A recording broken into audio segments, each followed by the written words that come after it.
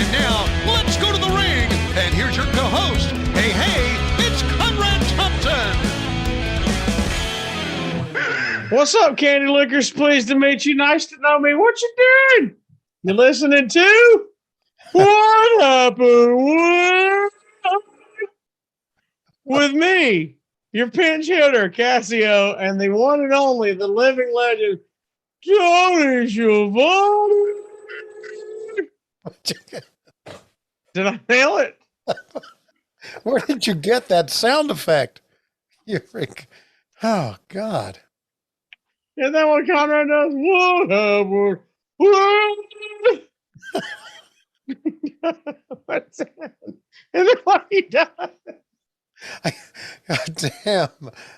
We've subbed one Huntsville dumbass for another. Mr. Tony Giovanni, how are you, sir? Hey, Casio, it's great to be with you. I'm really excited about going to Nashville coming up pretty soon for Starcast and Ric Flair's. Incredible. Yeah. Looking forward to seeing all the people that I like more than that, which. Who is that exactly? That would be probably you, and that's about it. No, Big Booty Judy, really. Big Booty Judy. Is she gonna be there? Yes. Okay. I'll get her to run your table. Okay. Very good. She don't know anybody else, so she's happy to do that. Yeah, no, I'm looking forward to seeing all the fans. I really am, and it should be a lot of fun doing that last match, and looking forward to working with David Crockett again. So Starrcast could be a lot of fun in Nashville, and that is coming up. Coming up the weekend after this one, right? Yeah. I felt like this was so far in the future, it was never going to happen, and now, like you said, we're a couple weekends away. Yeah, an incredible lineup, not just the Flair match, which, by the way, the documentary dropping, but still, we don't even know who's in that match, but the entire lineup is absolutely an incredible lineup in itself. Much less you've got the Nature Boys last match. Absolutely. The Nature Boys last match. And we've got some great programs. I'm going to be hosting the Four Horsemen reunion. Oh, incredible. Yeah. With Arn Anderson, Tully Blanchard, Barry Windham. Yeah. And also Lex Luger will be there. Oh. And then, of course, as you said, J.J. Dillon. And can we call this? All right. Is that crickets? That's crickets when JJ's talking. Okay. I'm sorry. What were you saying? You know what? For a second, I panicked and thought, wait, did I leave Pornhub open on my website or something? Don't ask what made cricket noises, but I panicked. Okay. I wasn't ready for you to have a soundboard over there. I forgot. You're rocking and rolling now. I've got all kinds of soundboards. Yeah. I'd ever tell you, you'll love this story. I can't remember if I told you or not, but at Starrcast in Las Vegas, Big Booty Judy was there, and we went down to I call it the gimmick table room, where everybody's set up with their meet and greets. And Judy, my loving wife, looks at me and says, "Hey, am I supposed to know all these people?" And I said, "What? You mean the people at the tables?" And she goes, No. Everybody walking around. And I'm like, "Why do you assume you would know everybody walking around?" And she goes, "Well, they're all champions. They've got wrestling belts around their shoulders." And I said, No. As a matter of fact, whoever's holding a belt is who you don't know for sure. You ruined your opportunity there. You said yes. Go talk to everybody. Get their name. What faction they're with. Yeah. Get their name, and here, give her a tablet. Say, write it down, and make sure you get everybody and remember their name before the day is up. She goes, "Look at all these champions. They're everywhere." And I said, "You know what? I could explain it to you, but it's not going to make sense still. If I told you they went online and bought a belt to be a champion, it's still not going to make sense." Do you know what? That brings up a point that I've thought about a lot. God bless Judy. Yeah, I drag her into these things. You sure do. You sure do. Last time she had to run Billy Gunn's table. I mean, really? Yeah. Wow. How about that? She's like, I don't know if this guy's good or not, but he's fucking huge.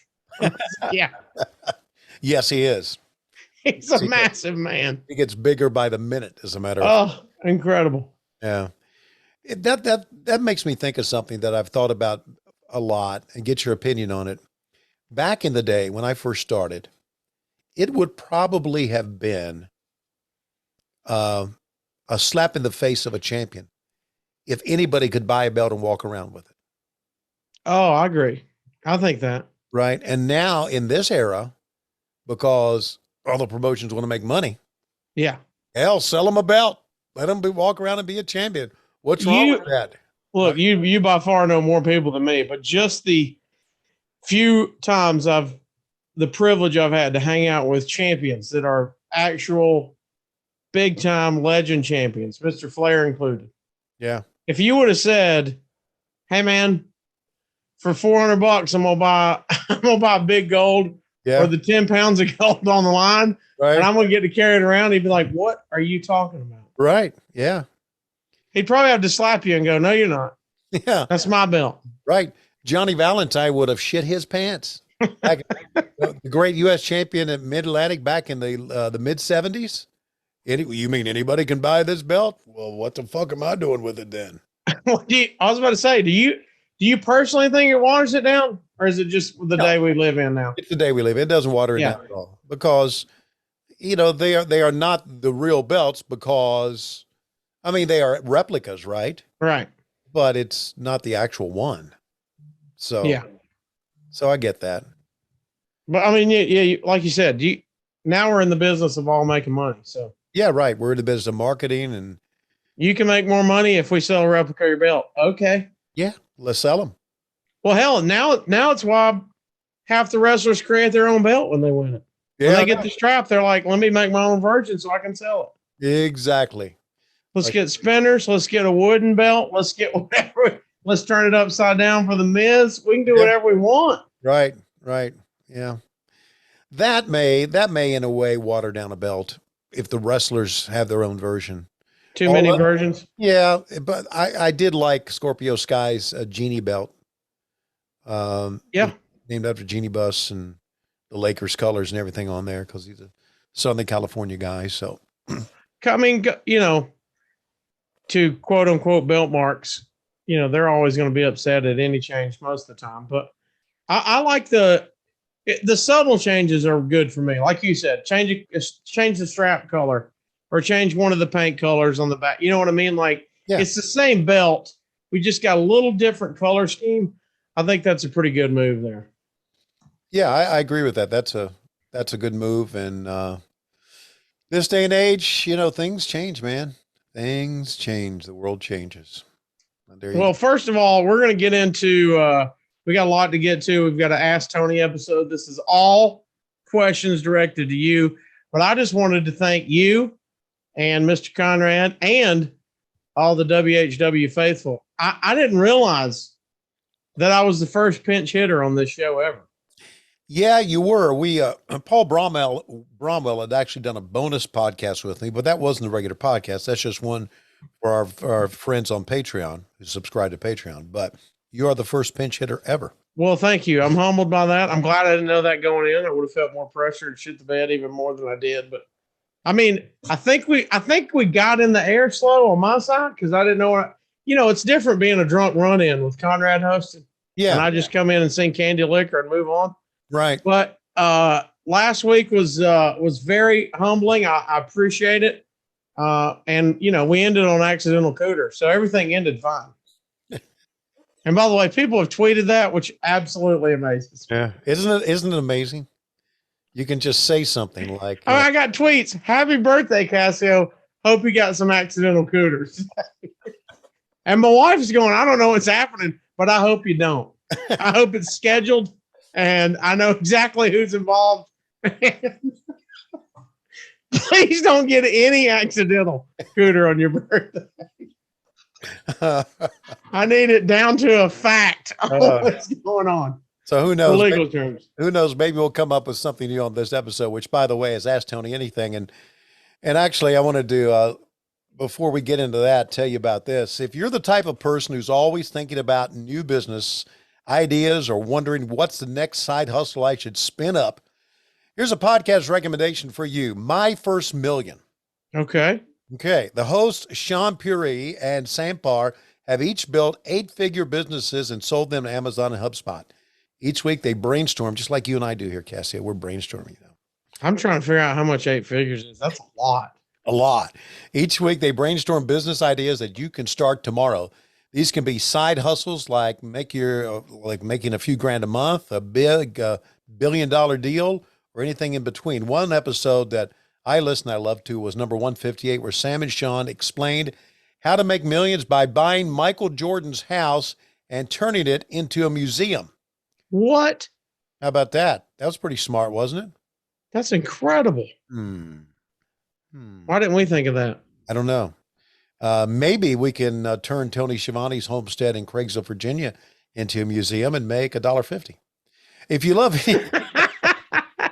love any of our business content we do that they do on the show, I think you're going to love this episode.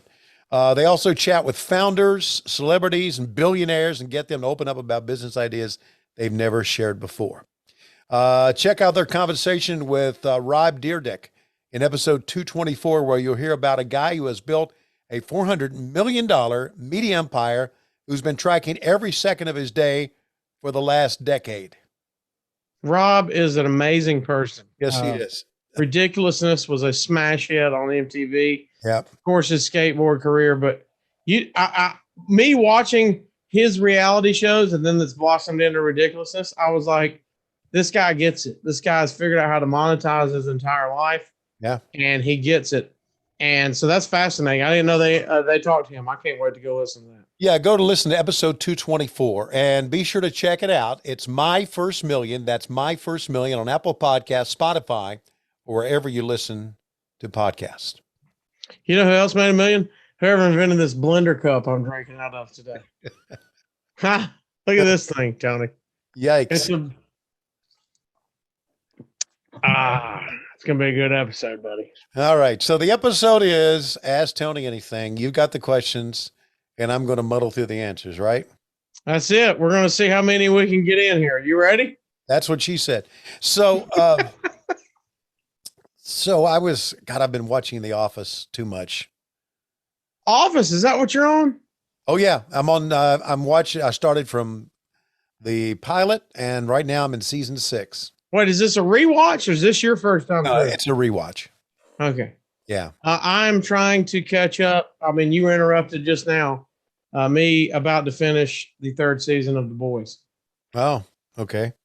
Do you love The Boys? I love the first season. I checked out at the beginning of season 2, just never did get back into it, but I will eventually. Tony! I will. Tony. What? You're killing me. That is right up our alley. Okay. I'll watch it. Did you ever watch Future Man? Yes. You turned me on to that. Yeah. That was when I knew I made it. You let me borrow your password to Hulu. I knew I'd made it. I don't know if I could say that, Hulu, but I got Shoney Giovanni's password so I could catch up. It's an incredible show. Yeah.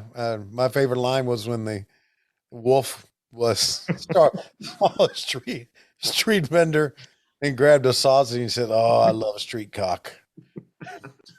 You just saying wolf because it's been so long since I watched it. I just remember his character and automatically start laughing. Yeah. What a great, fantastic character. Great character. Hey, did you hear our friend Conrad just started Barry? Started what? Barry. Isn't that one of your favorites? Yes. He just started Barry. Yes. Oh, Jesus. He's never watched it. He watched the first season and he goes, "Man, have you seen this show, Barry?" I'm like, "Buddy, you're friends with Giovanni. How have you not watched it from now?" Because you put me on Future Man and Barry. Yeah. It's right up his alley too. He's loving every second of it. It's tremendous. And wait, what was the movie you made me watch with Larry David? Oh, the Larry David, Clear History. Clear History, fantastic. Fantastic movie. Did you like the Chicago concert? Yes. Did you blow them? By the way, our buddy Eric Rottencrotch, who you know, Yeah. just this past week went to a Chicago Brian Wilson concert. Paid Whoa. $20 to get in. Oh my God. I said, well, first of all, just getting in, you've made your money back. Yes. And I said, he got through and was like, this concert was incredible. I said, did you like the Chicago concert?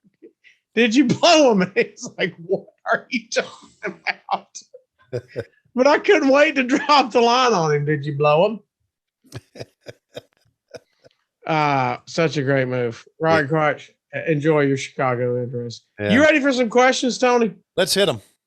All right, here we go. And look, any of these Ask Tony episodes, you need to make sure you're following What Happened When on Twitter, and you can at Facebook, and you can get the Ask Tony questions in.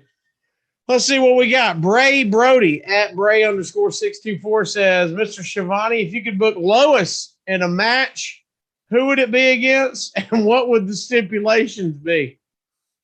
It would be against Abaddon. Scariest bitch wins. Oh.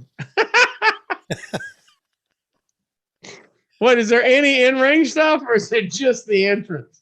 Just the entrance. Entrance and crawling around the ring. Just crawling around the ring.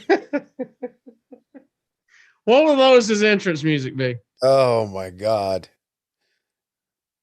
You're a bitch girl, and you've gone too far, but you know it don't matter anyway. Yeah. Oh, a little Hall & Oates? Little Hall & Oates, or maybe the one by Spin Doctors. There was one about... Little Miss Can't Be Wrong. Little Miss Can't Be Wrong. Yeah. God, I love Spin Doctors. Yeah, that's right. That's a pretty good one. Yeah. I was thinking you would go Buck Cherry, Crazy Bitch. Have you heard that one? I've not heard that one. No. That's pretty good. Yeah, you're a crazy bitch, but you fuck so good I'm on top of it. Well, that's not really accurate. But had him in the first half, lost him in the second. Okay. Ask Tony, who's the one broadcaster that you wanted to work with every week calling matches but never got the chance to? Whoa. That's probably a lot for you. I mean, you mentioned some of your idols before, but who are you really mad? Hey, I didn't get to call matches with. Oh, you're talking about wrestling announcer. Yeah. Wow. You know, I worked with almost everyone, really. Really? Yeah. I mean, I worked with Gordon. I worked with JR. I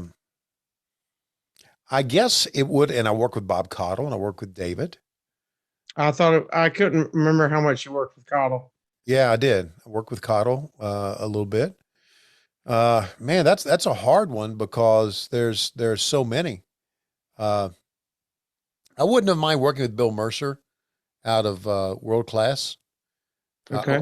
I worked with Gorilla Monsoon. I worked with Lord Alfred Hayes. That's a tough one because I think I've worked with just Ed Capral would have been another one.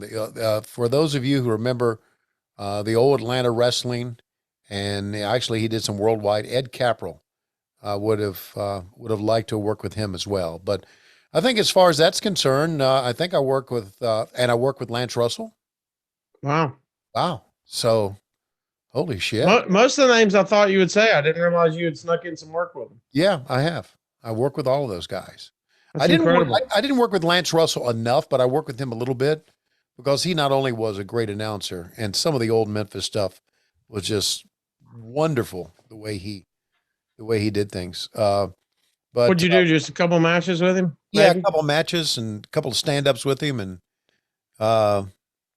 but didn't work enough with him, and I really would have because he's one of the best of all time. So. All right. Tony Schiavone's booster seat tweets in at seat_Tony. He did 3 of them now. You can do all 3 if you want, or you can do just one. He wants to know favorite candy bar, favorite ice cream, and your favorite pop now that you're the first person ever to boycott Millie Yellow Zero. Yeah. Favorite candy bar would be Reese's Cup. Good call. That is a bar. Can't go wrong there. I'm going to give it to you. Okay. Ice cream. Let's go flavor. You don't have to go brand. Okay. My favorite flavor of ice cream Butter is pecan. Butter pecan. no, it's not butter pecan. No, Mm. no, it's not. It's got to be like I like a chocolate peanut butter mix. See, that's Okay, so in the vein of Reese's. in the vein of Reese's. Yeah, you can't go wrong. Okay. What about favorite pop nowadays? Well, now I drink Monster Ultra Fiesta Mango. I've been with you the past few times I've been with you. You've had nothing but energy drinks. Yeah, You were on Bang for a while. I buy these by the case. That same flavor or just Monster? Same flavor. Oh, Ultra Fiesta is the jam. Ultra Fiesta Mango with the turquoise can. That's the best. Oh, look at you. Yeah. I saw them in the, because I'm always afraid they're going to sell out of this shit, because they did with Mellow Yellow Zero. Supply chain issues. Yeah. We get it. So I went into a Kroger a couple months ago, and I saw them sitting there by the case. I walked out with 4 cases of them. Well, they're only like 4 to a case, right? No, there's 24 to a case. Oh, you got a big boy. Oh yeah, yeah. I got the big boy. Usually I see the little 4-packs at the grocery store. That's right. Though these You're are talking like, about you got Monster. these are 6 4-packs on it in a big pallet. Okay. Wait, you got how many? I got 72 of them. And how long will that last? Not 72 days. No, I drink. What do you think? I drink about 2 a day. Is that your only caffeine? You're Yes. not a coffee guy, are you? I'm not a coffee guy. Yeah. Yeah, it's I wake up and drink sodas when I do morning radio, but then when I'm done for the whole day. I just need it to get through that part. sometimes But you're all day. well, sometimes I do it in the morning when I wake up, and then sometimes I'll do it when I start doing my work in the middle of the day. Caffeine does not affect my sleep at all. I promise you, I can drink a Monster and go to sleep immediately if I'm tired. Really? Doesn't keep me up. It keeps me alert. It keeps me focused, helps my focus, but it does not keep me awake. If I have to go to sleep, I'm going to go to sleep. Yeah. It's weird. My dad could drink coffee at 11 p.m. and go to bed at 11:15. I mean, nothing about caffeine affected him whatsoever. Some people, it just doesn't have an effect. It just doesn't. And then some, it's you're dead. You're dead. You Right. take it and you're up for days. Yeah, absolutely. All right, let's go back to our Ask Tony questions. Let's see. Nathaniel Bordash says, why did you go blonde in 1991? Well, I thought it would be cool because I was spending time at the pool here at the neighborhood. I thought it'd be cool I saw this stuff in the store called Sunin. Come on. Do they still make it? I don't know, buddy. I'm bald. I mean, I need sun out. I'm like a baby vampire. If I go to the beach, I start putting on spray like 3 days out, or I get burnt. I am this right here. This is some sensitive stuff right here. You're getting sun in. I need sun out. I need a bodysuit when I go out. There was this stuff called Sunin, and you would spray it in your hair and get your hair wet and spray it in your hair, and then it would help lighten your hair. So I sprayed it in like one weekend, went to the pool on like a Saturday, and sprayed it again in on Sunday, and maybe third day. And buddy, it blonded out in a hurry. So I wanted to lighten my hair. I didn't realize it would get that blonde, but hey. But did you keep doing it, or did you let that one time go? I let the one time go. That I remember. I was about to say, it's Twitter. Somebody will be like, I remember in 92 you came back with it. But. Yeah, good for those people. Jaggy, let's see. Jags Nasty said, Tony, have you ever in the past wanted to work a program with someone where you get physical or wrestle a match? I think me and you talked about it on, I can't remember before. I can't remember if on the podcast or not, but yeah. Didn't you say you've never taken a bump? I have. I was kicked, super kicked by the Young Bucks. Okay, so this might have been before that. Before that, you'd said never in the past you did a bump. Yeah. I was super kicked by the Young Bucks, but there was a crash pad out to the side, so I landed on that. But no, there's no program I've ever wanted to work. And listen, I know JR works a lot of programs in the WWE. I don't think he wanted to work programs, to be honest with you. But being a good company employee, if they ask you to do something, he probably went with it, right? And I know some of those programs with JR it was just Vince and the WWE making fun of JR. If you read his book, his latest book, then you'll find out that they really weren't good. I think, that being said, I think that and I know we're about entertainment, but I think if an announcer works a program and gets in the ring, it demeans all the athletes who train and are wrestlers. I don't think it's our place. It's like saying back years ago, why doesn't Skip Carey go up and take a few swings? He's not a baseball player. No, he's not. He's an announcer. I think it demeans it. I really do. So, no, I never want to do that. But gladly, if they ask you to take another super kick, you will. Well, yeah, it's like that. Something little. But I mean, you're not. I think the true announcers, like you mean, you, JR, and the others are. There's not a where they go, man. I want to get in there. Yeah. It's usually like you said. It's coming from somewhere else. Right. Where they're trying to get you in for whatever reason. Yeah. But I don't think like you said, any of the announcers are going, I must get in the ring and take a bump. No. You're wanting to be an announcer. That's right. Here's another thing too. With the exception of, unless I have to go in the ring and do an interview, or sometimes after the show, if you've gone to our shows, you know that a lot of times, most of the times after the show is over, Tony Khan will come out. So you got to hang around, and he'll bring people in the ring. And he brought me in the ring one time in Washington, D.C., and he brought me in the ring another time too. So I got in the ring. So in other words, unless I'm called to the ring to do a job, I never go into the ring. It's not your realm. No, I think that's the wrestler's place. It's like when I was a baseball announcer, I never went on the field. I stayed on the foul lines.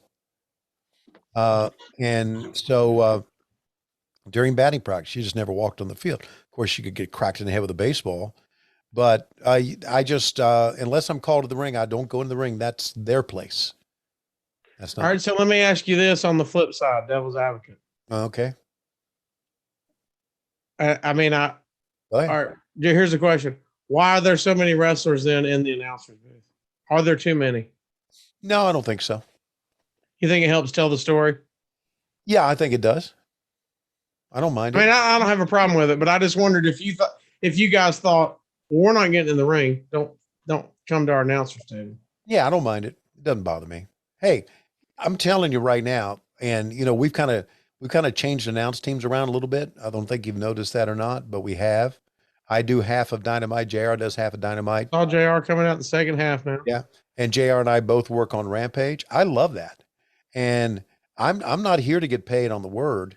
And if I'm at the announce position and at the table and they bring in William Regal or they bring in Adam Cole or they bring in CM Punk, less I got to say. Look, when I do stand-up shows and some of the openers, especially if I bring a guest spot or, and the show's packed, and they're like, how much time do you want to do? I'm like, buddy, I'll do a tight 7. If y'all want to do 30 a piece, I'm already getting paid to close. So I'm done with all that. Like you said, let's just get the show on. I'm fine with whatever we do. Not getting paid by the word, brother. Not at all. All right. Jared Zarilli tweets in and says, Tone, it's an alternate reality. Yeah. You get to choose one Broadway show starring role to perform in. Are you at Phantom of the Opera, Oklahoma, or Cats? There's only one right answer here. Unfortunately, I'm going to go with Oklahoma. That's the right answer. Okay, let me tell you why. Because I know those songs. Yeah. Yeah. There's a bright golden haze on the meadow. There's a bright golden haze on the meadow. The corn is as high as Conrad's big fat eye, and it looks like it's climbing clear up to the sky. Oh, I sang that song on one time in Jacksonville over the headset we were taping a show and it was a long wait. And I said, fuck it, I'm going to sing. And I started singing, oh, what a beautiful morning. And I kept singing it. Tony Khan finally got on there and said, shut the fuck up, Tony. I said, okay. Oh, Judd is dead. Judd Fry is dead. God, I love that. Did you know I was just in the Masked Singer, Tony? What's that? The Masked Singer tour came through Huntsville. They picked me to sing. I had to sing Shania Twain, Feel Like a Woman. Jesus.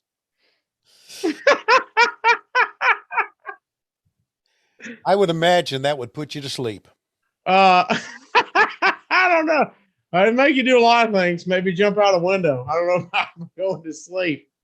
But there you go. Well, let me tell you this. Okay. Speaking of sleep. Come on. Science tells us the best way to achieve and maintain consistent deep sleep is by lowering your core body temperature.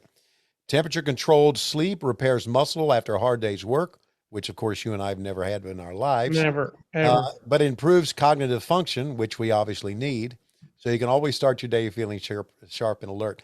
Chili Sleep. And Chili Sleep's been a long-time sponsor of ours, and we love it because I've got one at the house, and Conrad has one.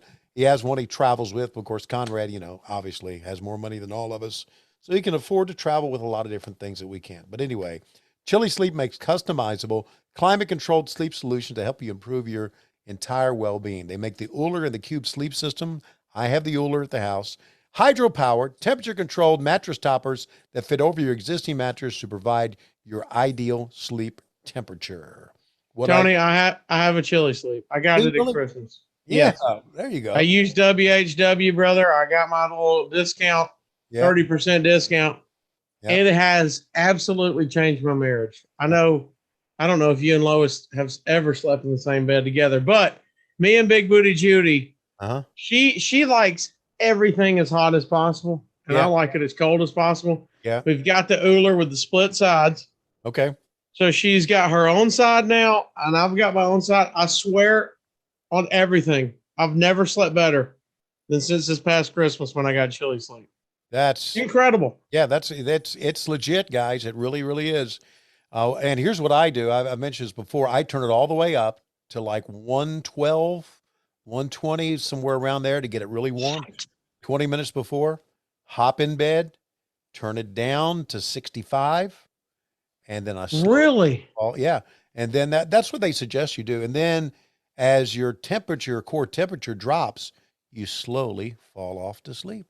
Oh, so I'm running at 64, right? Especially we're here in the summer and I'm fat. Yeah. I've probably had some alcohol in me. I'm gonna need that core temperature down. You know what I mean? I didn't think about getting in the warm bed first, though. Get in the warm bed first and turn it down. It slowly cools down your body temperature. That's the way to do it. I do have the app. I set the alarm, where it starts warming up before my alarm goes off. Right. So you slowly wake up, even though I still got an alarm. It gets your body ready for the day where you start waking up. Right. It's an absolute game changer. It really is. And remember, you can wake up and not feel tired. Chili Sleep can make that happen. Head over to chilisleep.com/WHW, just like Casio did, to learn more and save 30% off the purchase of any new Cube or Uller sleep system. That offer is available exclusively for What Happened When listeners and only for a limited time.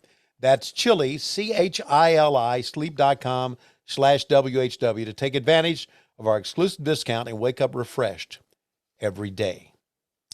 And now back to the questions. James Fresherson says, what's your favorite year in wrestling? It can either be as an announcer or just as a fan. Man, that's tough to narrow down. Yeah, it is tough to narrow down. It's going to be one of two. It's going to be 1985. Uh, okay, it's going to be one of three. It's going to be 1983 when I first started, Okay. 1985 when we first started on TBS, or 2019 when I came back to wrestling. So is 83 when you first started? Is that just because, hey, there's so much stuff happening, it's all new to you? And I was a fan, and Yeah. I was just starstruck, and it's like, God, pinch me. I'm in wrestling, you know. Incredible. Yeah. And then what 85. about TBS? What does that ramp up for you? What does that do? New excitement, new blood? Yeah, new excitement, new blood. You know, now I'm known on a national level, and I realize about the audience that we have, all over the country because of the power of the superstation back then. I realize that. You know, I got to give a nod in 1989 to my 1 year of the WWE. I learned a lot that year and had a good time. I really did. So I learned a lot about production and what makes a good TV show and what you should do to make, all the post production. It's some of the strategies, some of the talents, and some of the things that I learned back then. I learned today, but 2019, being able to walk out at the MCI Center, if it still is the MCI Center, the Verizon Center, whatever it is now, in Washington, D.C. to do the first Dynamite with JR was pretty freaking special. That was a great year. Special to watch, brother. Yeah, it was 2019 was a great year. And then we got into 2020 and, the world took a shit in 2020. And that was about it. But Hey, talk about. Well, I got a couple follow-ups. Okay. TBS. Yeah. Was there a moment you talked about how you could realize where the reach was and how big of a station that was? Was there a moment or a thing that you went, oh, this is how big this is? Was there a moment where I don't know if maybe it's a random person in a random city seeing you. Was there a moment where you went, Jesus? I mean, I know you know it's huge. It's like when I was on the Tonight Show, I knew it was huge, but until a random person on the street from, Iowa, when I think I saw you on Jay Leno, you forget how huge it is. Yeah. Was there a moment for you when you switched to TBS? Was it an influx of fan mail? Was it the crowds got hotter? What was it? I got an influx of fan mail, but most of the fan mail that I got back then was, "Are you that stupid son of a bitch who replaced Gordon Slowly?" Yeah, I did. I got a lot of that, and I answered every one of them. And did you just trace your bird, your turkey finger bird? And that was all you sent back to him. Yep, that's all you sent back. Just trace that. There was no fax. There was no Xerox machines back then. No. But you can just trace your bird. Trace the bird. And also, Jim Crockett started sending me out to all these different venues. Oh. To do the ring announcer because he thought, and I think it was a good move. He thought, we're going to go out on tour now. We're talking about going out west, California. We went out everywhere. We went out to Texas, all these different places, New Mexico. And I remember going into Albuquerque. So anyway, he sent me out as a ring announcer thinking they see you on TV, right? So we'll send you out as a ring announcer, kind of a little special thing. So when I would climb in the ring and they would start cheering me, then I realized that they knew who I was too. So that's a cool moment. So that was kind of cool. That was one of the first. Oh yeah, everybody can watch the Superstation. Yeah, exactly. And what about in 2019? Talk about, like you said, you have this huge moment, and this is a bunch of the guys on your AEW roster now, but you have the moment, everything's building, the world changes, of course, but how has it been different, or maybe welcoming since you went back and now we're traveling, doing live shows again? Did you notice a difference? Yeah, that we're back. Yeah, at first, especially the fans were freaking rabid. Just everybody excited to get out of the house. Yeah, I remember our first real event where fans were allowed back on a large scale was in May of 2021. And this is before we started going on the road again. We started going on the road a month later. And it may have been Double or Nothing at Daly's Place, or it may have been just a live event we did. It may have been Blood and Guts we did there. But now we got fans in. We got a lot of fans in. And it's almost a full house at Daly's Place. And the freaking referees came through the curtain. And the fans went crazy seeing the referees. Really? Just, ah! I'm like, We're back. that's right. Exactly. If they're cheering the refs, we are back. Yeah. But you know, there's it's doing this on a weekly basis has been a chore on many levels, but it's worth it. You know, there's nothing easy about doing weekly TV live. Nothing easy about it at all. So, but it's been great. This has been a great run. All right, Brian Haresman. Go ahead. My last great run. That's what this is. Well, we hope it's forever. Yeah, so do I. Bryant Haresma says, I don't watch many superhero movies. Where do you recommend I start, Tony? I recommend you start with the first Superman. With Christopher Reeve? Christopher Reeve. Yeah, the old one. The old one, yes. You think that's a good ease in? Yeah, I think it's a good ease in. Yeah, Superman, and then Superman 2 was really good. That was one of my favorite. That was with a Zod. Okay. But after that, Superman 3, 4, those were like shitty. But do the first two Supermen, and then go to Batman with Michael Keaton, and do the two. Really? Yeah, do the two Batman with Michael Keaton. The first two. Maybe do the third one that had Val Kilmer, but that's as far as I would go on those Batman. And then get into the Christopher Nolan stuff, and then get into, and then if you really want to get into superhero stuff, Disney Plus is really the way to go. Now, I'm a DC guy. I've always kind of been a DC guy, but I've loved Marvel too, but I've always, gravitated more towards Batman. But if you have the Disney Plus app, you can watch every Marvel movie on a timeline, and that's incredible. That's the way to do it. I say the first. Those are all great too, and I think if you want to jump into something newer, the first Iron Man with Robert Downey Jr. is a great one. Yes. Because I think if you don't get that, if you don't like, you might like some of those, but if you don't get that, you're not going to like the new ones, basically, because they all stem kind of off that. Right.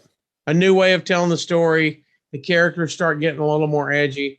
We hadn't even gotten into Deadpool and all that, but it just kind of eases you into the whole new Marvel universe. Right. Right. Yeah, that's kind of was the first one, wasn't it? Of this Marvel universe? If not, it's got to be close. I would say, yeah. It's definitely the first one that everybody's like, oh, shit, this is a thing now. This is going to be a thing.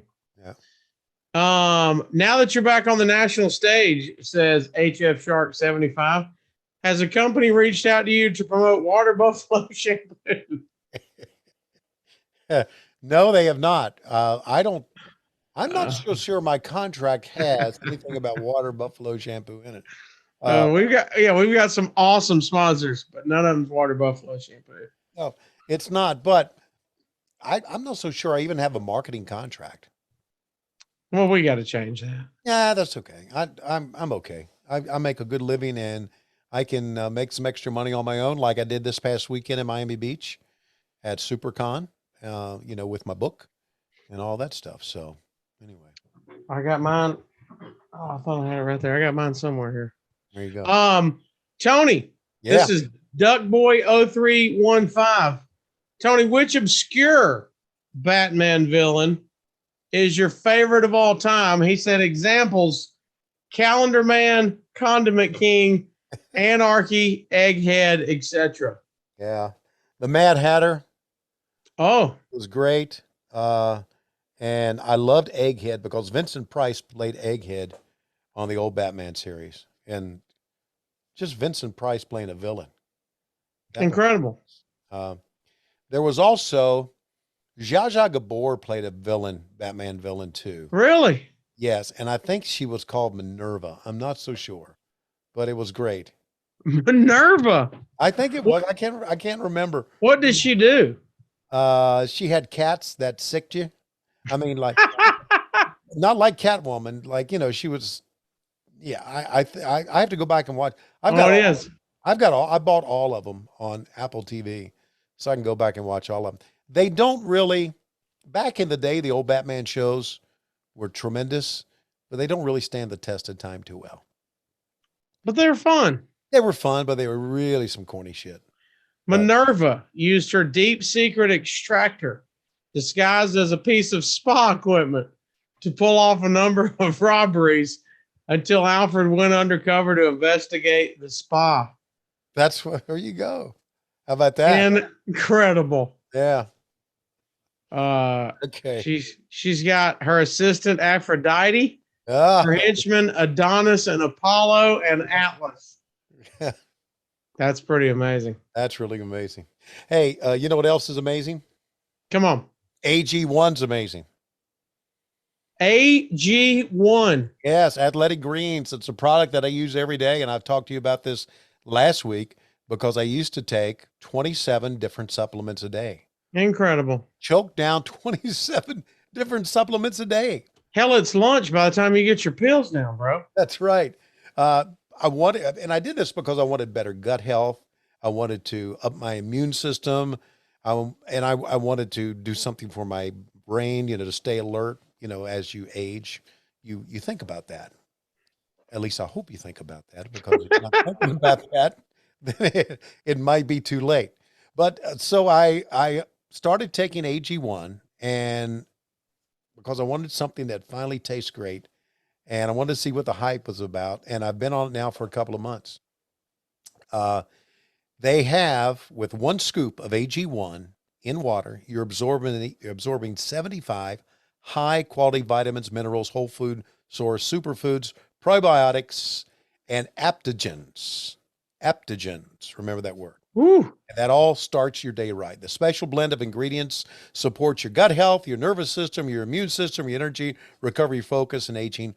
All the things. Absolutely. So again, AG1 is the place to start. And right now, it's time to reclaim your health and arm your immune system with convenient daily nutrition. Just one scoop in a cup of water every day. Great citrus taste. No need for a million different pills and supplements to look out for your health. Like I said, 27 of them is what I used to use. To make it easy, Athletic Greens is going to give you a free, this is a hell of a deal, guys, a free 1-year supply of immune-supporting vitamin D and 5. Free travel packs with your first purchase. All you have to do is visit athleticgreens.com/WHW.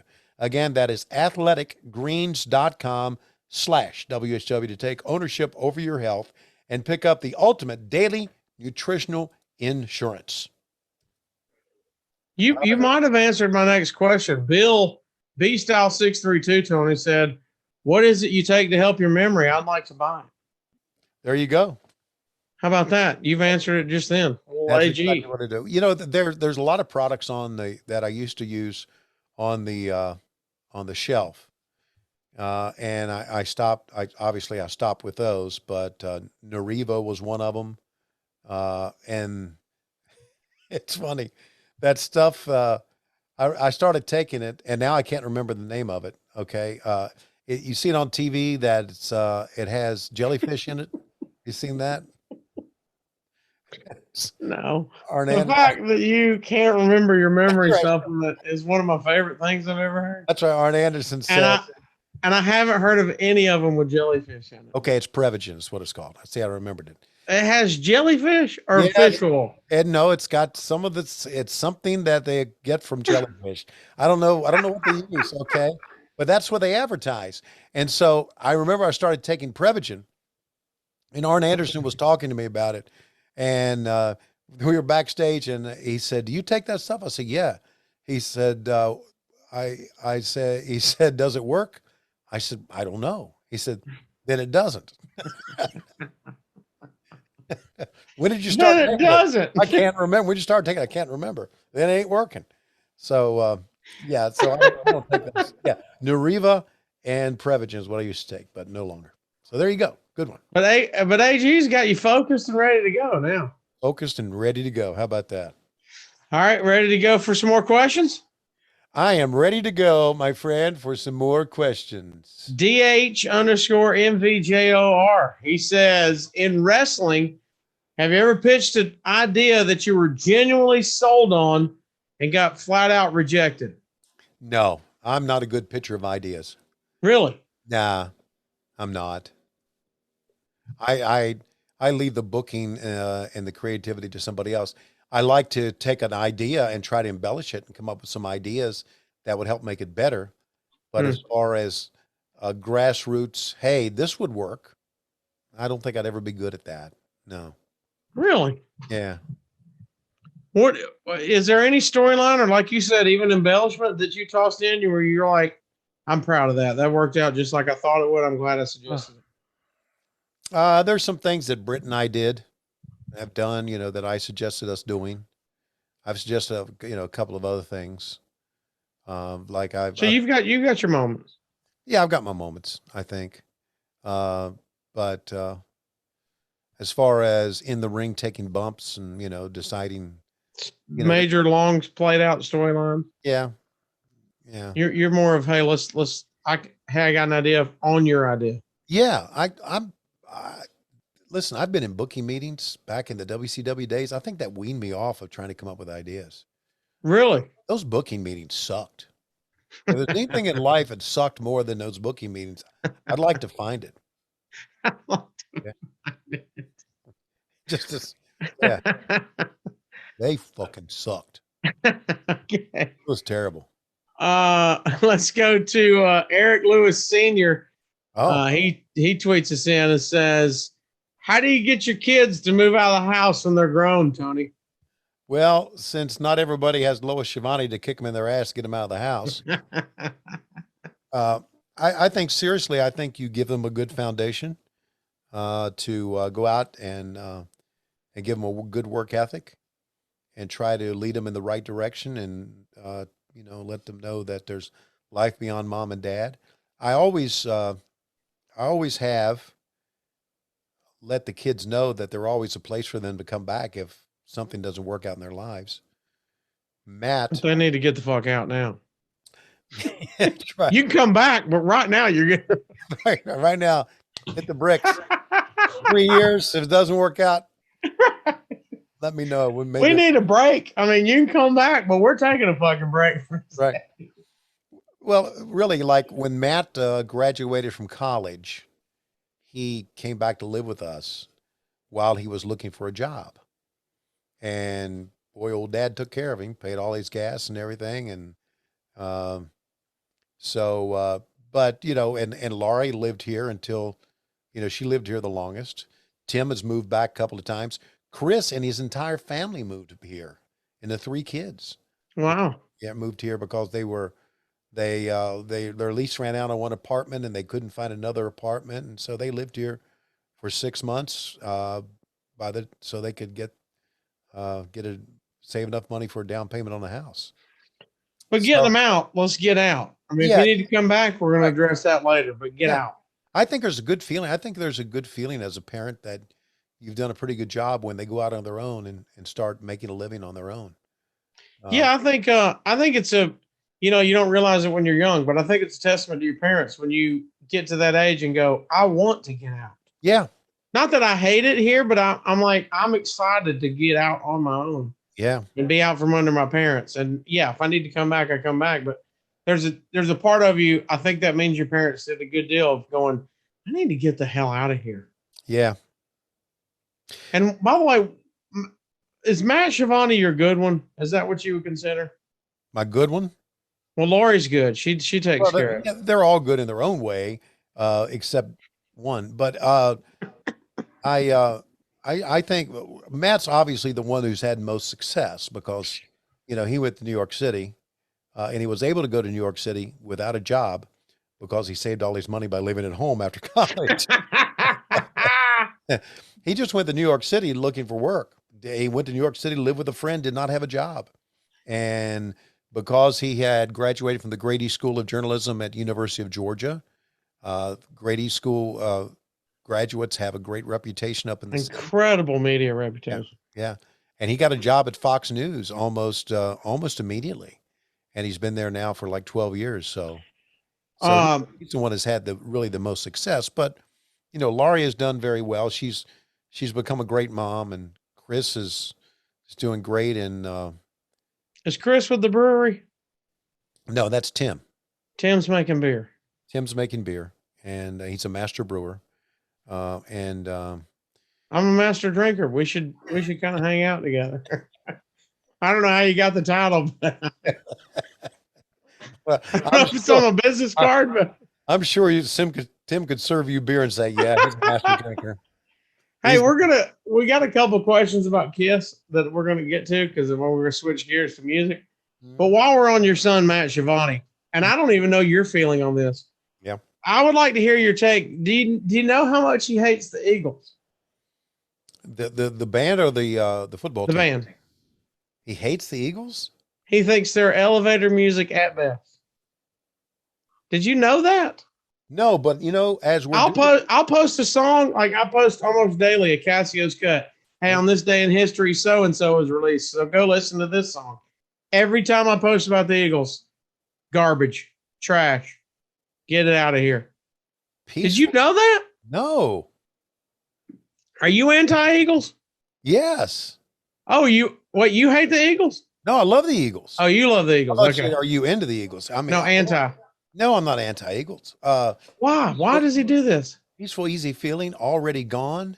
Huh? Take it to the limit. Take it to the limit's one of the best songs ever written. Tequila Sunrise, right? Huh? Come on. Absolutely.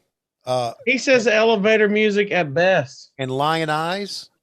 Oh my God. Plus, hey, after Don Henley on his own was wonderful.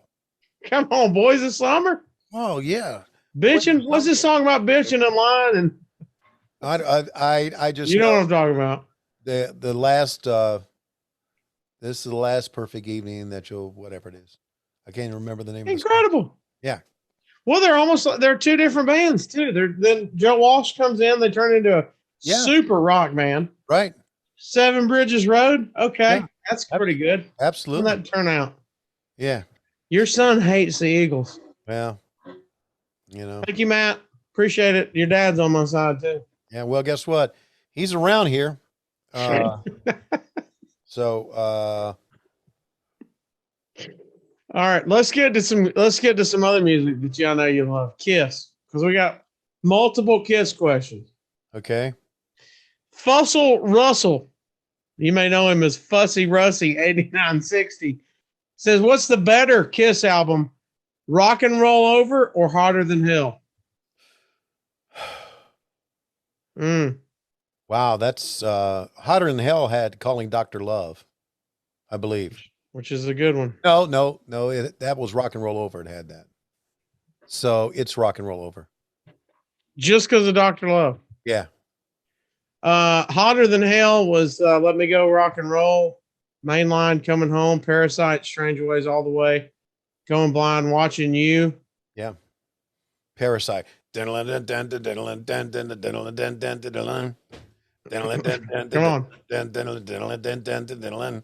Parasite, baby. Come on. Parasite.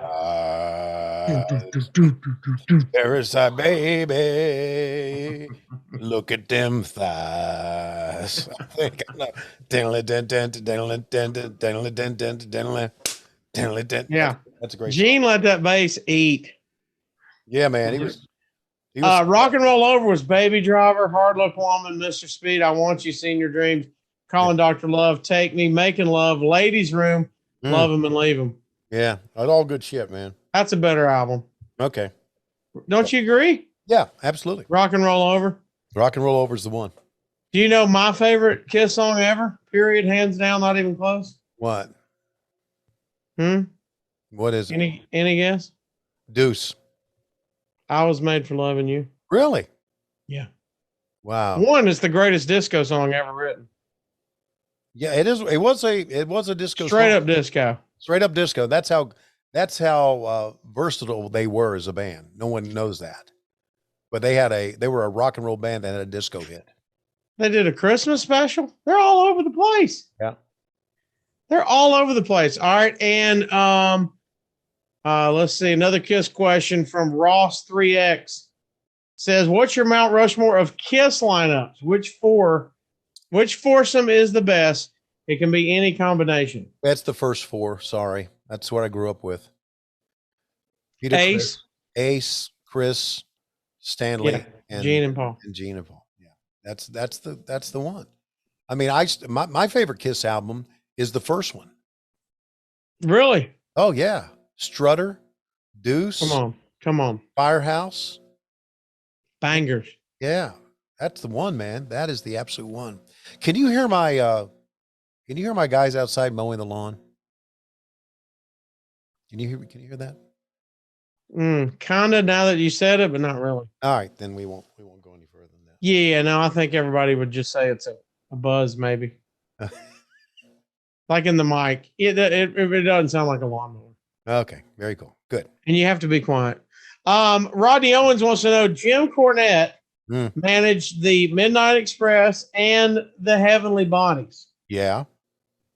If they had squared off against each other, which would have been the baby faces? Wow. Heavenly Bodies or Midnight Express? What a great theoretical question that is. I guess the Heavenly Bodies would have been, to me, the baby face. Yeah, they would have been the baby face. Because me, just for my money, I'm talking about. I mean, to me, Bobby and Dennis were one of the great heel tag teams of all time. I mean, and Cornette, of course, has a ton to do with that. But of course, yeah. I mean, as soon as you see them and you go Jim Cornette and Midnight Express, you're like, them guys. Yeah, they're the heels for sure. Them guys. Yeah. Well, that was back in the day, right? Which day was that? It was a day long time ago. But you know what they didn't have back in the day? What was that? BlueChew.com, baby. Woo! All right. You know what they say, guys? Confidence can take you far in life. It can also help in the bedroom, especially when it comes time to step up to the plate. You don't want to swing and a miss, strike three. And that's where BlueChew.com comes in. BlueChew is a unique online service that delivers the same active ingredients as Viagra and Cialis, but in a chewable tablet and a fraction of the cost. You can take them anytime, any day or night, so you can plan ahead or be ready whenever opportunity arises. I love that line. Be ready whenever opportunity arises. Wait, well, man, you are an optimistic guy. If you're like, I know I'm about to hit some tonight. I know it's got to be just your birthday. I mean, I think that's the only day of the year you can plan ahead. You know what I mean? The rest of the time, you're like, wait, is stuff going down? Let me pop this. Let's have another beverage. Let's hang out. Let's Netflix and chill for just 30 more minutes. Have you seen the first Batman, girl? I need to let that sink in. We're going to watch the Josh Gabor episode while I chew this Blue Chew and let it kick in. Yeah, plan it. But if you're planning, nicely done. Minerva, baby. Hey, 7 o'clock, I'm going to beat the brakes out of that thing. You need to get ready. I'm popping it right now. Okay, it's very simple, this process. Sign up at BlueChew.com. Consult with one of their licensed medical providers. Once you're approved, you'll receive your prescription within days. The best part, it's all done online. So there's no visit to the doctor's office, no awkward conversations, no waiting in line at the pharmacy. Blue Chew's tablets are made in the USA and prepared and shipped direct to your door in a discreet package. So if you could benefit from extra confidence when it comes time to perform, Blue Chew can help.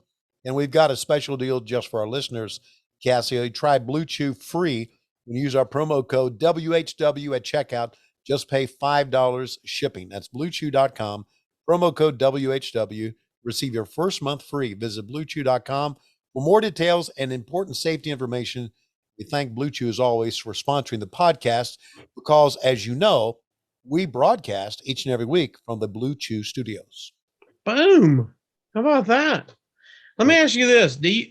When you go to your doctor, he knows who you are and your Yes. like the person of Tony Schiavone. You're not just Joe Blow to him, right? No. Right. He knows Tony Schiavone. Yes. Same with me. I'm on a local level, Yeah. but he knows Casio, the radio guy, the comedian. Right. Talk about, you mentioned, I mean, this is understated. Doing all of this online, I don't want to go to my doctor and talk about my issues in the bedroom. No, that's right. Online. The beauty of doing this all online is very understated and something not to be taken for granted. Absolutely. Just go online, knock it out, and boom, you're ready to give your wife some of that. Hey, what got into you tonight? Yeah. Go online, knock it out, and boom, go knock it out. And if you're good, you can plan ahead. Yeah. I mean, it's lunchtime. You can take some Blue Chew and say, tonight's going to be the night. Let's go back. You got time for a few more? What are you looking like, Tom? Got plenty of time. OB UK _ HWA says, who do you think the bad guys will be in the next Batman movie? Well, Did you watch Robert Pattinson? Yeah, it's obviously gonna be Joker. Yeah, they got to bring him back. They showed hints. They showed him. They're obviously going to bring him back. What did you think of Robert Pattinson? At first, I didn't like it. Mm-hmm. I didn't care that much for it, but that's because, and I've told this story many times, but I'll tell it again here for you. That's because I made a mistake. We went to see it, not my wife, and me and Jeff Jones and Eddie Kingston and his girlfriend went to see it in 4DX. Okay. That fucking sucked. Listen, I was at a super con in Miami Beach, as I mentioned this weekend, and there was a booth for 4DX, and there was a bunch of real nice girls there, and I almost wanted to go up and say, "Hi, ladies, how you doing?" "Fine." "Do you know 4DX really fucking sucks?" And I walk away. Because 4DX puts you in a chair that moves, boom, boom, boom, boom, boom. Oh, jeez. And splashes water in your face when they hit a puddle. Excuse me? Yes, shot water in my face, smoke everywhere. You're in the movie. Guess what? I don't want to be in the movie. And like Eddie Kingston said, Eddie said, "Hell, that was worse than taking a bump in the ring." And it was.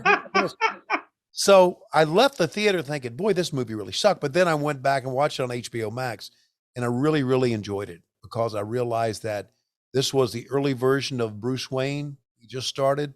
He was finding his way kind of thing. I thought it was very, very cool. So yeah, wasn't my favorite Batman of all time, but it was a very, very good one. So I thought when I watched it, I thought it went a little long, as in I got to a point and I went, oh, we're at a great finishing spot. And that kept going. And they kept going a little bit more on the romantic, when they're driving around the town and meeting on the rooftop. And yeah, I thought, I get it, but I thought we could have stopped and I would have went, damn good movie. Yeah. We went a little bit longer, but Robert Pattinson won the problem. I thought he did a great job. I thought he was fine. Because I was really worried going in. Yeah, he kind of seemed like a goth Bruce Wayne to me. Yeah. But what the hell, But listen, so Joker's obviously going to be in it. If they got to have more than one, and you have to go back to some old school, why not do a Mr. Freeze? Because nice. I still got the taste of Arnold Schwarzenegger in my mouth as Mr. Freeze. That'd be a nice callback. Yeah, that would. They haven't overplayed him at all, so that's a good callback. Yeah, that would be a good one. They've kind of overdone Ra's al Ghul because he was the thread through all that Christopher Nolan stuff. Yeah. And obviously Bane's a big one as well, but let's go with Mr. Freeze. All right, I like it. Kevin Huntsberger says, can you suggest anything to indie commentators who are working solo at shows? Any tips or advice? Yeah, the tip is always put your talent over. Don't make yourself the story. Don't try to say things as when you're first starting. Don't try to say things cute to put yourself over. You got to put the talent over. Getting your catchphrases in and shit. Yeah, you can work them in or whatever, but it's very apparent, and I'm not saying this from wrestling, but it's very apparent on a national scale to me, especially on those jackoffs who are on ESPN, that they're just in it to get themselves over and not the sport. Okay. Yeah. So that's what I say. You gotta check your ego at the door, as the old cliche goes, and worry about putting guys and girls over. I think that's the best advice I can give you. I love it. I am Mohi says, I am. if you had to, I am Mohi, Mohi. Okay. His name is Mohindra _1081. Says, Tony, if you had to face Adam Cole, what type of match would you choose as a stipulation? Note, whatever match you choose, Britt is going to be the referee. Okay, I would choose a stipulation to where this would be a stipulation I would demand that he would go to the ring first. Okay. And then I would leave out the back door with Britt. In a referee outfit. Yes, in a referee outfit. And by the time he realized that nobody was coming to the ring, we'd be long gone. Would you even have the cameras follow, or would you just go out while he's coming out? No, I go out while he's coming out. By the time he gets the ring, goes boom, I would be gone. Okay. Bye, baby. You'd be bye, baby. Yeah. All right, we got a couple of you knew it was going to happen. Yeah. We've got a couple of Goose questions. Okay. When is the Goose going to challenge Mox for the championship? Yes. And how many geese would it take to beat Ming?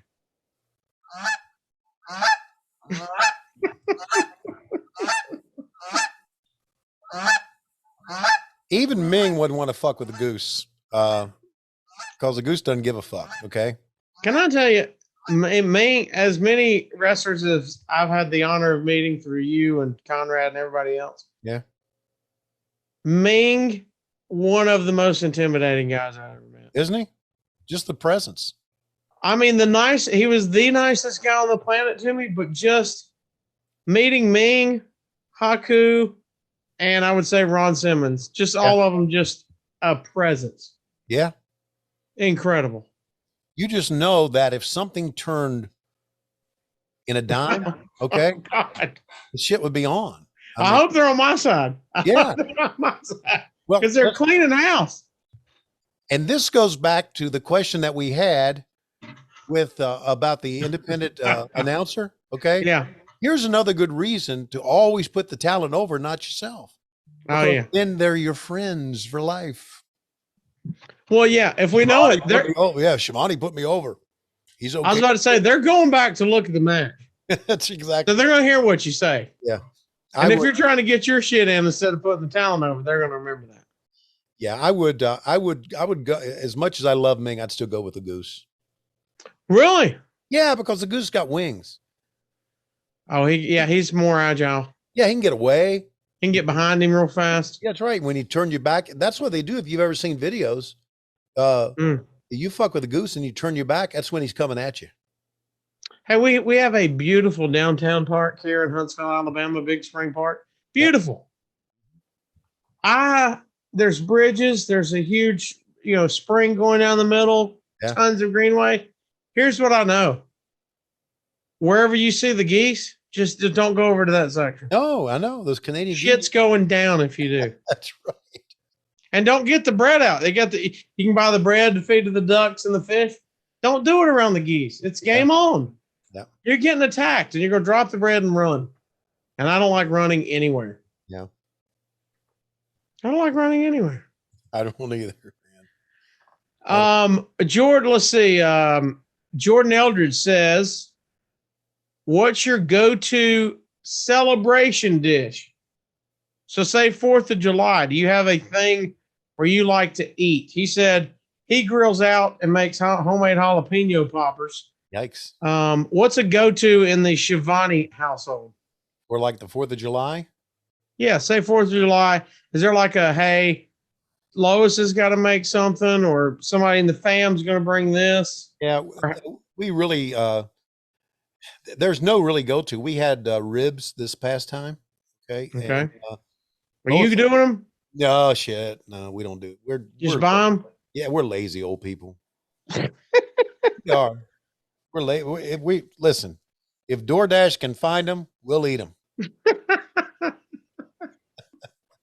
What about side dishes? Is there like, hey, so and so is going to bring this every time? Can't eat beans. Can't eat beans. You can't eat beans? No, because I'll pay. Why? Oh man. Well, everybody farts on beans. Is that what you're talking about? I'm the worst though. I'm the worst. I'm the worst. I'm the worst. Mac and cheese is the jam, and I think mac and cheese has become kind of a fancy dish. As Chewy just agreed with me. He did. He got pumped over mac and cheese. He sure did. Who makes it? Lois makes great mac and cheese. Oh, she can nail it? Yeah, she can nail it. She's really good. Is that her best dish ever? What's her best dish? Lois's best dish? Yeah. 1-800-Dominoes, baby. Okay. Best thing she makes is reservations. Listen, we've had this argument on this program before with Conrad.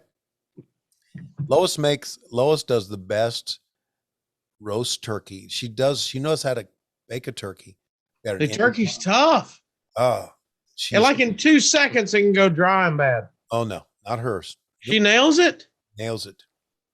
Oh, I love good turkey. And Conrad says, nope, I make it. Said I make it in the big green. The green egg, yeah. He's an egg guy. I say you don't do fucking shit. I said, and the word's been out now. You know how you make moist turkey? How? You cook it upside down. Oh, so neck up or ass end? Which way's down? Ass end? No, put the breast down. Oh, you talking about laying it? Flip it over in the pan. Yeah, breast down. Oh, that way. Okay, really? Yeah, all the juice flows down to the breast. Oh, well, it makes perfect sense, but I never thought about it. But you don't get the perfect golden turkey that you carve at the table like on all the Norman Rockwell things. What is it underneath? Is it more burnt? No, underneath it's great. But it's just not golden. It's just not golden. Well, I don't care. How does it taste? That's what I'm about. It's the best. It's the moist. It's so moist. It's just really. She put anything in it? Well, she's got the spices that she puts. You know, she doesn't stuff it. No, just sprinkle on it. Just rubs the turkey down with whatever poultry seasoning, whatever. But turning the bird upside down on its breast. Oh, I can't wait. Okay, it's the best. When are we having a turkey off? I need a turkey off. A turkey off. Conrad and Lois, and we have a blind taste test. Yeah. Would you get Lois's? You'd get it, wouldn't you? Even if it wasn't the best, you'd know which one's hers. Yes, absolutely. She's nailed it so many times. Yeah, he told me, he said, put a little Cajun spice. And I said, fuck the Cajun spice. Come on. Yeah, he does injection gimmicks with little Tony Schiavone's. Yeah. Inject it right there into the bird. Hey, Casio. Yeah. My good buddy. This has been great. We got a couple more questions. But before we go any further, I want to let you know that Z-Biotics pre-alcohol probiotic is your first drink of the night for a better tomorrow. Engineered by a team of PhD microbiologists, Z-Biotics is a probiotic drink that breaks down the byproduct of alcohol, responsible for rough mornings after drinking. We've all had those rough mornings after drinking. You were with me in St. Louis. I was with you in St. Louis. Remember? I needed this. Okay, here's what you do. Now, step one, have a Z-Biotic. For best results, make Z-Biotic your first drink of the night. Okay. Drink responsibly, pace yourself, hydrate, get a good night's sleep. Then you enjoy the very next day. Okay. So remember that. They've been a sponsor of ours for a couple of weeks now, and we want to thank Z-Biotics for being with us. And this is breakthrough technology. No, bro. It is breakthrough technology. We were a bunch of us at Double or Nothing in Las Vegas, and we sat down to dinner, and I had a whole sleeve of them, and I said, gentlemen, before we start tonight's festivities, I want everybody to take a little vial of this and take a shot of it. And they take a shot of it, and everyone to a man, there were 4 of us, to a man said, it worked. The next day I felt better, and we downed some martinis, buddy. We really did. Well, here's the deal. You know, the older you get, you can drink the same amount as you've always drank, Right. but it's just rougher the next day. Absolutely. But Absolutely. Z-Biotics, you're saying as soon as you took it, it changed the next morning. Yeah. Change the next morning for me. Come on. Yeah. It's the Z-Biotics pre-alcohol probiotic is the world's first genetically engineered probiotic invented by a PhD scientist to tackle rough mornings after drinking. When you drink, alcohol gets converted into a toxic byproduct in the gut. It's this byproduct, not dehydration. Now, this is important. It's this byproduct, not dehydration, that's to blame for your rough next day. Z-Biotics produces an enzyme to break this byproduct down. It's designed to work like your liver, but in your gut where you need it the most. All right. So give Z-Biotics a try for yourself like we did in Vegas. It was tremendous for the whole group. Go to zbiotics.com/WHW. You'll get 50% off your first order when you use WHW checkout. Z-Biotics is backed with 100% money back guarantee. So if you're unsatisfied for any reason, they'll refund your money, no questions asked. Boom. Head to zbiotics.com/WHW to use code WHW at checkout for 15% off. Thank you, Z-Biotics, as always, for sponsoring this episode of What Happened When. How many companies stand by, send it back, no questions asked? I mean, that is, Absolutely. in this day and age, that is incredible. That is big time. You're exactly. That's called believing in your own product. Absolutely. How much toxins and byproduct in my gut do you think I had after St. Louis trying to get to Baltimore? Yeah. I was just full of toxins, wasn't I? Unfortunately, you and I roomed together that night. We did. Yeah. Unfortunately. I've never seen anybody. Did I make the flight? I made the flight. You did. And you did not think I was going to make the flight. No. You know, it's funny. I've never seen anybody walk into a hotel room and just fall forward into a bed before. It was like, stung. There I you go. had so many byproducts eating me up just then. I had so many byproducts. Yeah. All right, let's get a couple more questions. You got time for a couple more? I sure do, brother. Roland Briggs, Big Iron Bear on Twitter says, who's the most underrated guy in WCW in your opinion? Oh, in underrated guy in WCW, in my opinion? Yeah, give us a most underrated guy. I think the most underrated guy in WCW is Kwee. Really? Yeah, because he was really a good wrestler and really a good athlete with a really. But the gimmick kind of shadowed it? Yeah, it sure did. It sure did. I thought that it was like, you know, Alan Funk was a good wrestler and tough guy. And Kwee, I just thought. No, I mean, I wouldn't have. I watched, you know, that's when I was a fan. Yeah. I would have never thought about Kwee, you know, as a tough guy, real shoot tough guy, and guy in business. Like you said, it was just the gimmick. He was Kwee. That's right. It was like we talked about last week. Bugsy, incredible guy, incredible worker, knew how to do stuff in the deal. But I just saw him and went, my man's got a felt top hat. I like this guy. That's right. Bugsy should have been over him. Yes, absolutely. Rick Hennig says favorite drive-through place when you're on the road. Well, it's Chick-fil-A. Oh, okay. Yeah. Favorite drive-through. What's your go-to? The grilled nuggets. Grilled nuggets. Yeah. The grilled nuggets with the greatest sauce ever made. Chick-fil-A Come on. sauce. Chick-fil-A. There's nothing like Chick-fil-A sauce. I prefer Polynesian. Do you really? I don't know if Rad has ever told you. We went to Vegas. One of the times we went to Vegas. I think it was the time you were there and you came like a day late. Yeah. I told him, I said, Conrad, well, first of all, he woke up and got Chick-fil-A, like Uber Eats or whatever it was. He got delivered to where we were. Yeah. Which it was way earlier than I thought, or maybe I woke up later than I thought, but he got it delivered to our place and he ordered a bunch of breakfast stuff, biscuits, blah, blah, blah. He knows I love the nuggets. And he asked him, he said, hey, can you do nuggets? I know it's early, but can you do nuggets? And they were like, yeah. You know, they put them on those little mini biscuits.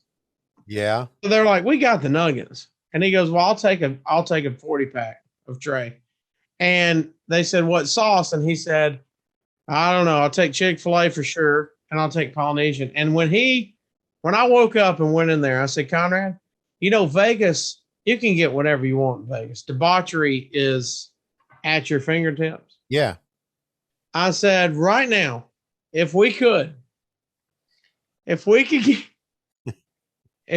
find two, let's call them escorts, ladies of the night, prostitutes, whores, whatever would you like to call them? Two fine young ladies that are in the business. If they would like to come over here, what I would do with Polynesian sauce is I would take Polynesian sauce and I'd get them to put it on my penis. And I'd take a Blue Chew, of course, proud sponsor of WHW. And then I would get the two young ladies each to hold one leg back behind my head and see if I could suck it off my own penis. That's how good it tastes. That's how good it is. It's incredible. It's hands down the best sauce on earth. I had no idea where the story was going, but I never figured out it was going there. Hey, that's word for word what I told Conrad early in the morning in Vegas. He crumbled. He goes, buddy, I'm ordering more. We're getting more Polynesian.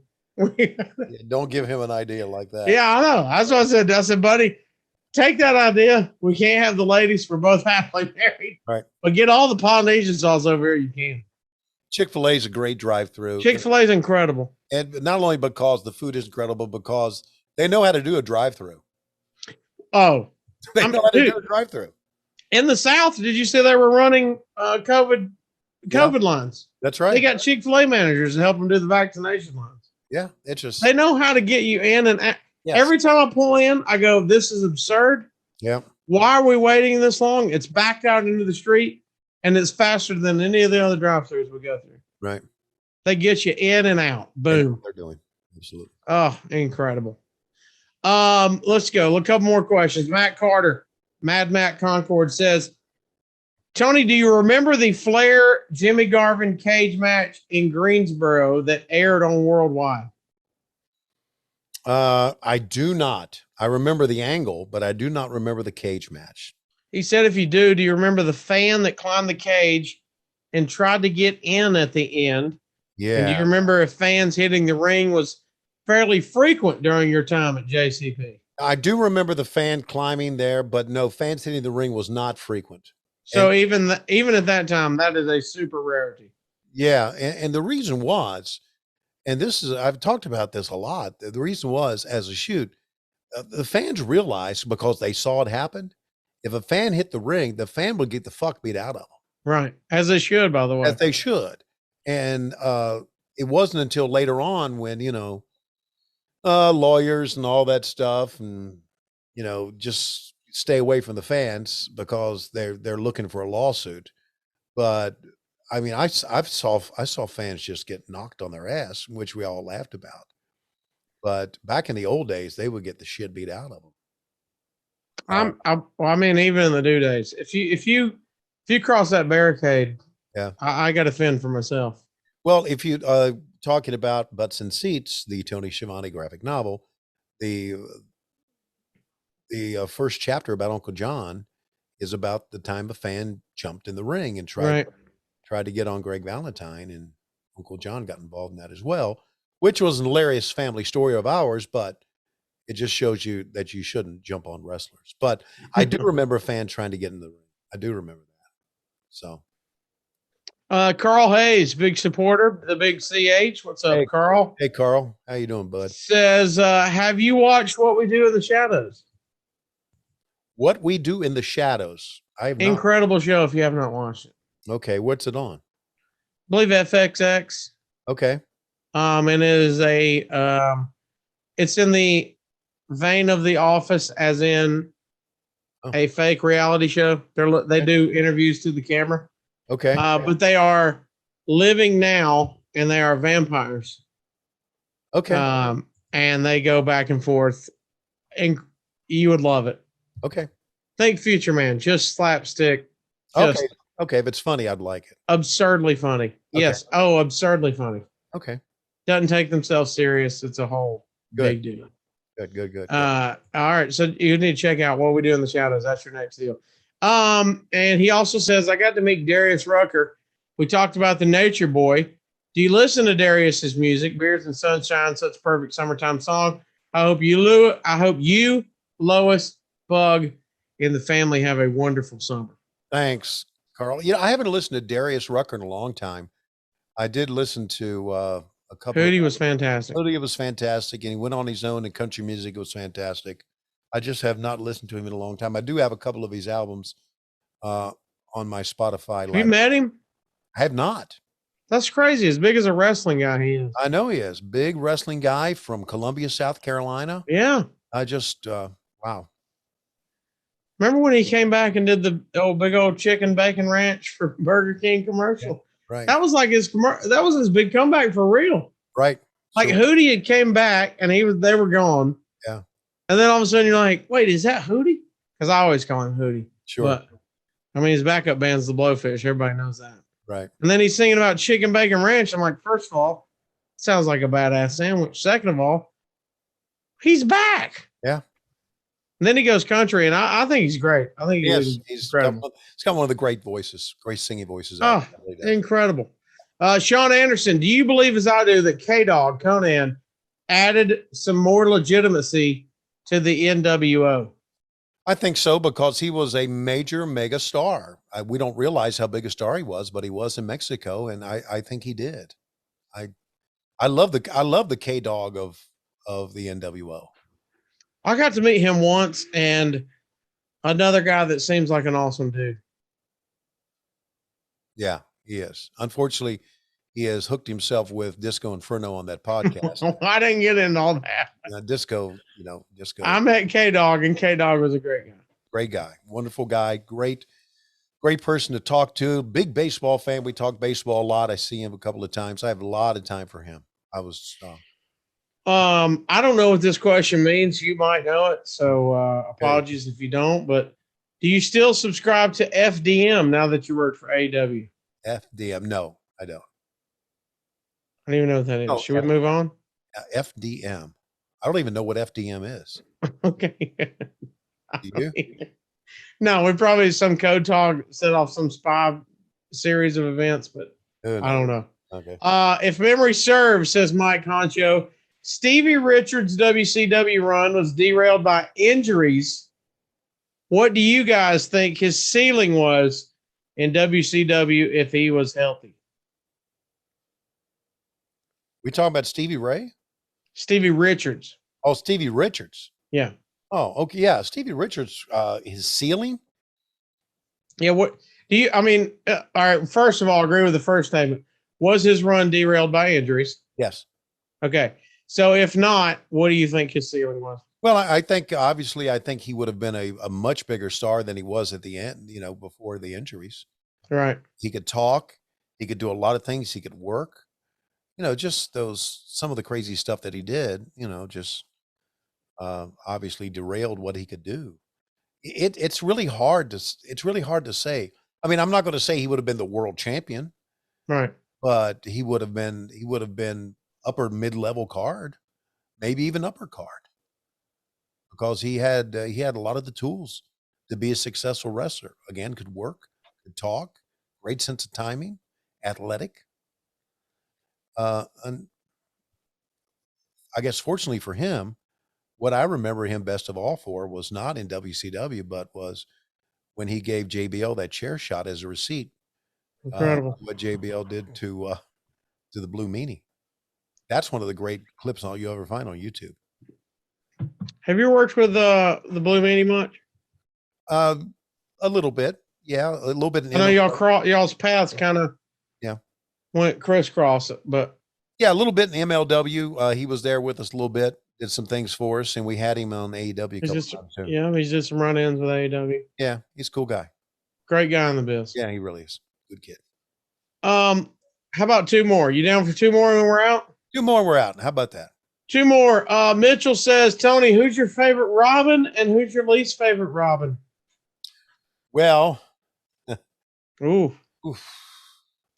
Actually, Ooh. I think my favorite Robin is the Robin on Titans.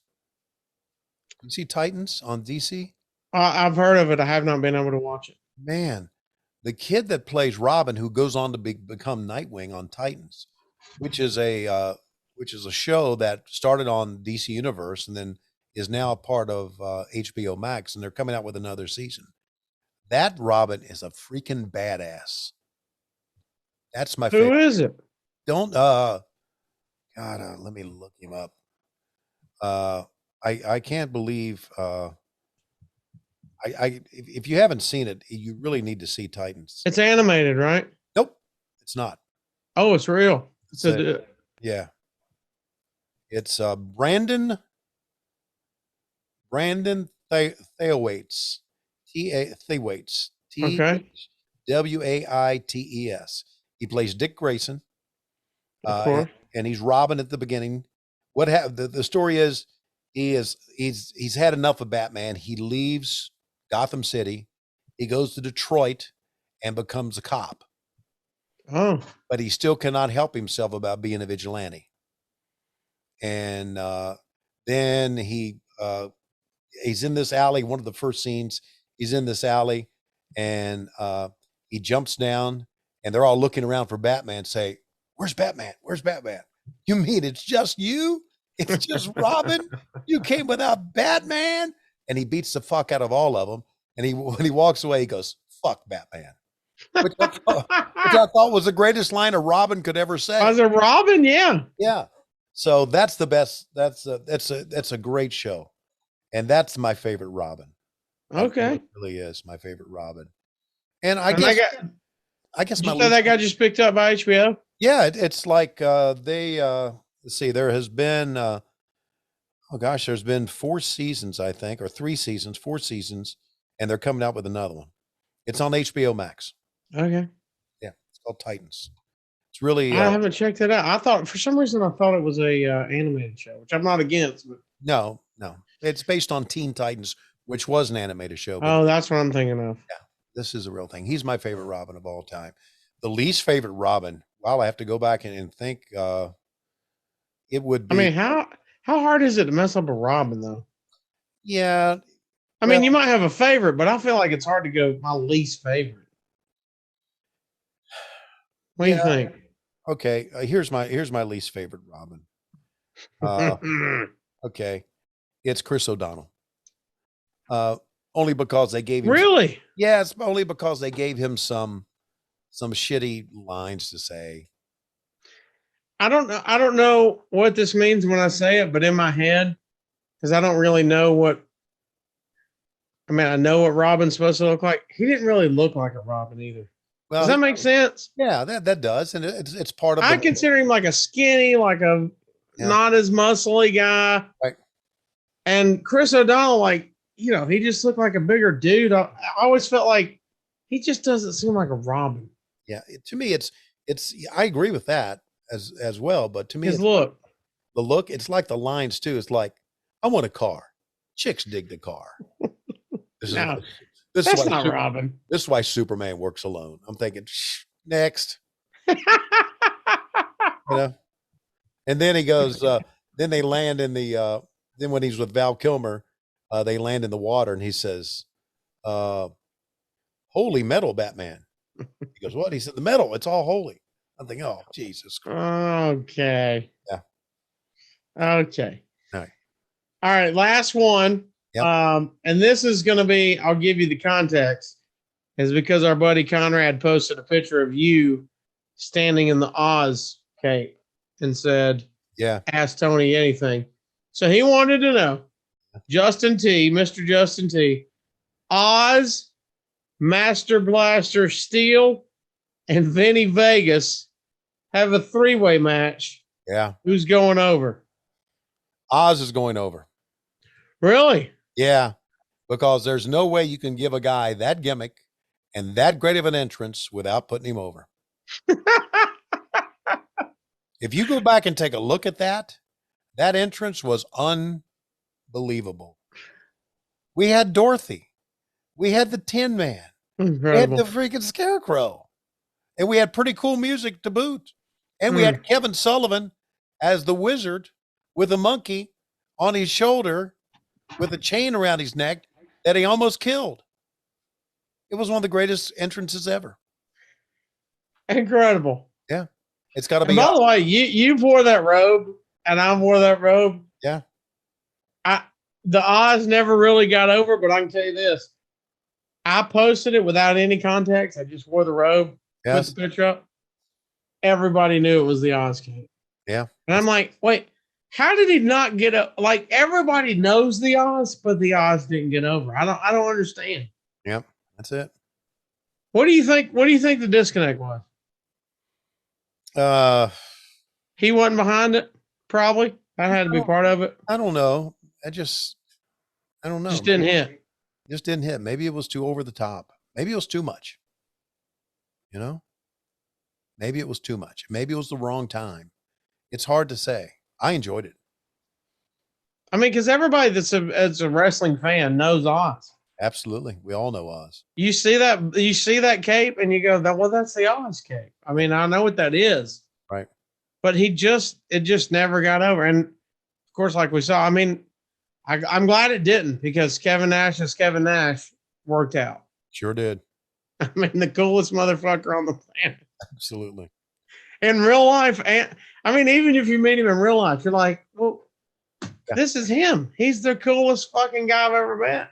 Cool motherfucker. You are right, brother. You're right, brother. Well, Tony, man, thank you for answering everybody's questions, brother. Thanks, Casio. Took it like a champ. Boom. Always great working with you as always. Don't know if Conrad will be back next week or not. Don't give a shit, but we'll see. Glad you said it. I didn't. Yeah. And as we look at the clock on the wall, Casio, it looks like it's just about that time. And ladies and gentlemen, Casio has taken the Polynesian sauce and he's dumped it all over his what? I'm not going to touch that. We're desperately out of time. We'll see you next week on What Happened When. We come to you Wednesdays on Cumulus, but Mondays we come to you on Patrol! Patreon.com/WHW Monday or adfreeshows.com. Stay mashed. Real nifty five, y'all, on hood. Or should I say, real sporty, Cribs. Coming this week on hood.